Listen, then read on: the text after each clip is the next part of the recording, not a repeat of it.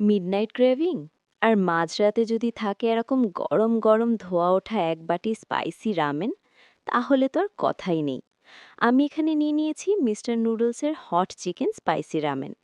এটি তৈরির সহজ পদ্ধতিটি আমি আজকে আপনাদের সাথে শেয়ার করব। চলুন মূল রান্নায় চলে যাই। একটি প্যানে পানি গরম করতে দিন। পানি ফুটে উঠলে তাতে রামেন নুডলস দিয়ে দিন। রামেনটি ৮০% সেদ্ধ হওয়া পর্যন্ত অপেক্ষা করুন। নুডলস সেদ্ধ হতে হতে অন্য একটি বাটিতে মশলা তৈরি করে নিন। এতে নিন ১ চামচ টমেটো সস, হাফ চামচ সয়া সস, প্যাকেটে থাকা সিজনিং পেস্ট।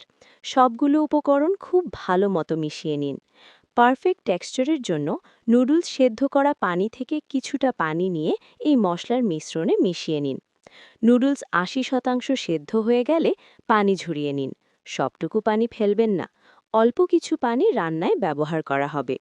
এবার প্যানে ২ টেবিল চামচ তেল দিয়ে তাতে রসুন কুচি হালকা লাল করে ভেজে নিন।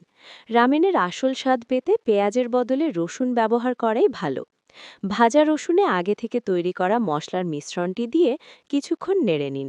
এরপর সেদ্ধ করা নুডলস দিয়ে দিন। মশলার সাথে নুডলস খুব ভালোভাবে মিশে মাখা মাখা হয়ে এলে নামিয়ে নিন। রামেন খাবেন অথচ একটা ডিম পোচ থাকবে না, তা তো হয় না। সুন্দর করে একটি ডিম পোচ করে নিন। ব্যক্তিগতভাবে আমার ডিমের কুসুম হাফ সেদ্ধ বেশি ভালো লাগে।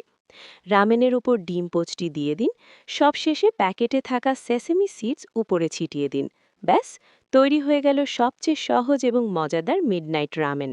ভিডিওটি ভালো লাগলে লাইক, কমেন্ট এবং শেয়ার করে পাশেই থাকবেন। ধন্যবাদ। আসসালামু আলাইকুম।